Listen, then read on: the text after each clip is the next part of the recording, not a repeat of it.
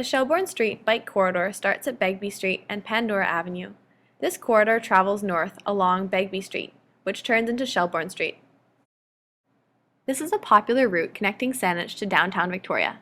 Specifically, university students who live in Gordon Head would benefit from the improvements along this route. As you can see here, the road is wide and can accommodate the buffered pathway. Whenever you increase the distance between the cars and cyclists, you create a much safer cycling environment.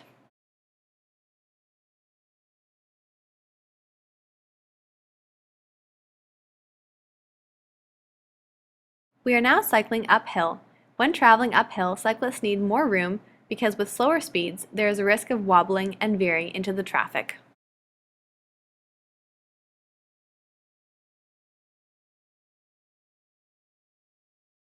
In this section, on both sides of the road, you have the cycle path set out from the parking lane.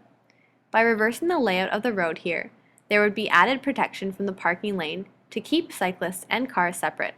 There are pros and cons to both road layouts. However, safety is key when thinking about cycle tracks. Note the volume of roadside parking as we cycle along. Parking is a real concern for residents in Victoria, so you always have to think about how the cycling infrastructure will impede parking in the city. In this instance, where there is already a bike path and parking, this may not be as much of an issue.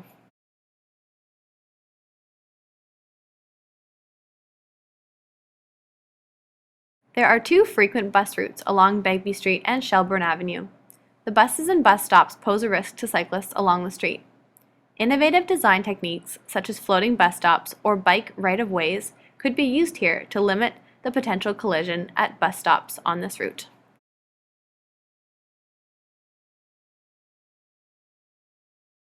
Here the road widens into 4-lane traffic, but sadly we are approaching the end of the separated bike lane on Shelbourne Street at Bay Street. This intersection can be a long wait. If there were bike signals for the traffic lights, the process could move along quicker.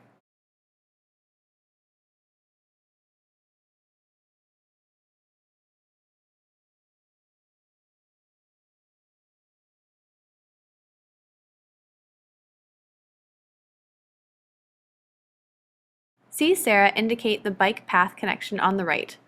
Wayfinding signs are a good technique to employ along cycling routes where full connectivity does not exist. Here we are crossing the site of another proposed cycle corridor that runs along Haltane Road. Here is a spot where wayfinding and traffic signaling will be important with a high volume of cyclists making turns and passing through the intersection.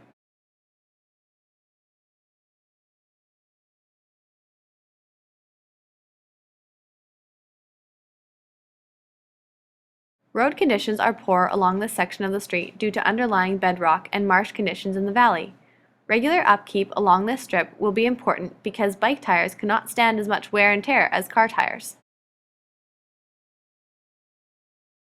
The street can feel very narrow in through here. There is parking on both sides and two-way traffic. When cars pass by, there is little room to keep cyclists protected. You also have to consider the large chestnut trees on either side of the road. These limit the amount of street widening that will be possible here. Any development of a cycle track here will need to be made from curb to curb within existing space.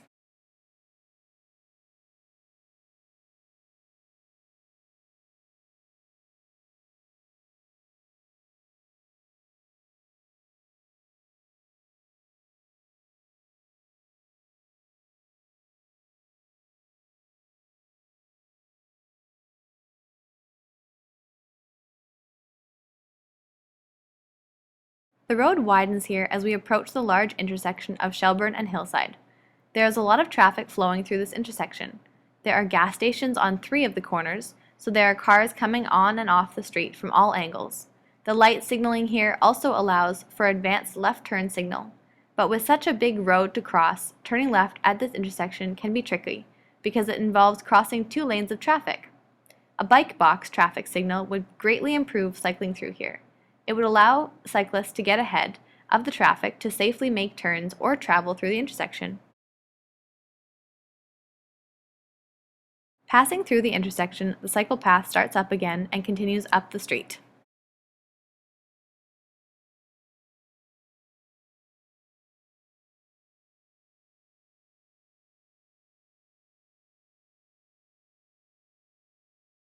We are now at the end of the Biketoria Shelbourne corridor. It stops at North Derry Road.